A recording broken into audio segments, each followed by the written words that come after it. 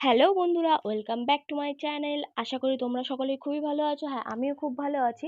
তো তোমাদেরকে এতদিনকে আমি মানুষের খাওয়ার যে রেসিপি সেটা আমি এতদিন শেয়ার করেছি।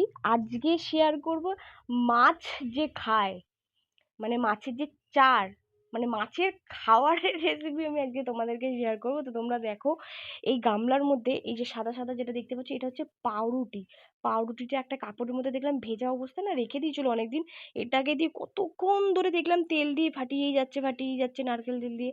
তারপরে এই একটা প্যাকেট থেকে একটা গুঁড়ো মতো কি বের করলো, আমি এটা ঠিক নাম জানি না। আমি তখন মানে বলেছিল, আমার এত খেয়াল নেই এখন অত একটা।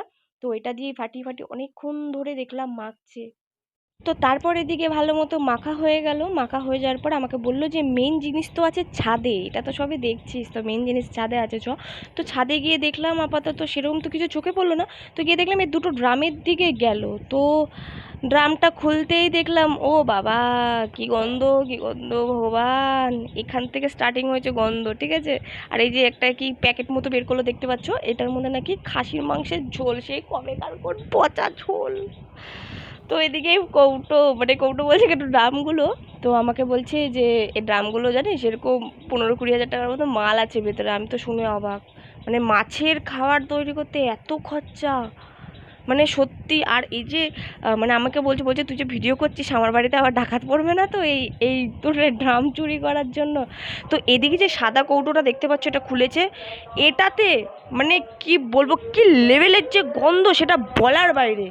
এটা তো এদিকে এনাকে দেখো, কোনো গন্ধ ওনার নাকি নাকেই লাগে না। মানে আমি এদিকে নাকে হাত ছাড়া আমি ওখানে বসতে পারিনি। প্রথমে যখন ভিডিওটা করতে গেছি না, মানে আমি তো বুঝতে পারিনি যে এরকম ব্যাপার আছে। তো মানে ওটা যেই বের করেছে না, আমি ভাত খেয়ে সবাই উঠেছিলাম, তো গিয়ে ডাইরেক্ট আমার বমি হয়ে গেছে। আমি তো বাচ্চাটার হাতে মানে ক্যামেরাটা দিয়ে আমি পালিয়েছি।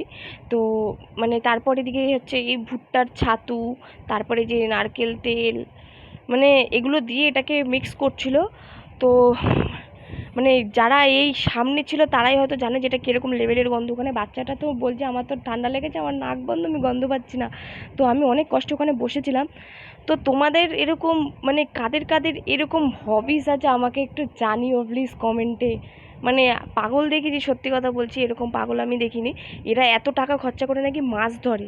তারপর আবার কি শোনো, হ্যাঁ, এমনি জায়গায় না, টিকিট কেটে মাছ ধরতে যায়।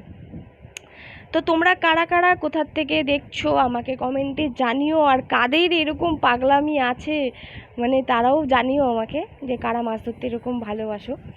তো এরা এখন সব কিছু প্যাকিং করে বেরিয়ে গেছে, যে হুইলটা তো দেখলে। তো আমি জামাইকে একটুখানি সাহায্য করছিলাম হাতে হাতে। তো এদিকে প্রেমজিৎ আর জামাইবু তো বেরিয়ে গেল। তো ওরাই পুকুর পাড়ে চলে এসছে। তো ওদের সাথে আমি যাইনি, কারণ ওটা অনেকটা দূরে ছিল। তো ওদেরকে বলেছিলাম ভিডিও করে দিতে। তো জানি না আজকে আমি এদিকে ভিডিও করছি বলে আজকে হয়তো মানে এরকম হয়েছে, কারণ অন্য দিনকে এরা এত বড় বড় মাছ ধরে না বলার বাইরে। কিন্তু এরা যেই সময় ভিডিওটা করছিল, তো সেই সময় মানে সেরকম বড় মাছ ওঠেনি। জানি না, হয়তো ভিডিও করছিলাম বলে হয়তো হয়নি, জানি না। তো এরকম ওরা মাছটা উঠেছে রাত্রিবেলার দিকে, যে সময় এটা পুরো অন্ধকার ছিল, কারণ এখানে কোনো লাইট নেই। এরা টর্চ মেরে ওখানে বসে থাকে, মানে যে ছিপটা ফেলে সেই ছিপের মধ্যে টর্চ মেরে বসে থাকে। তো তোমরা দেখো এদিকে একটা মাছ উঠেছে, একদমই ছোট, অতটাও বড় না। তো তোমাদের নেক্সট কোনো ভিডিওতে আমি দেখাবো বড় মাছ উঠলে পরে। তো আজকের মতন টাটা, বাই বাই।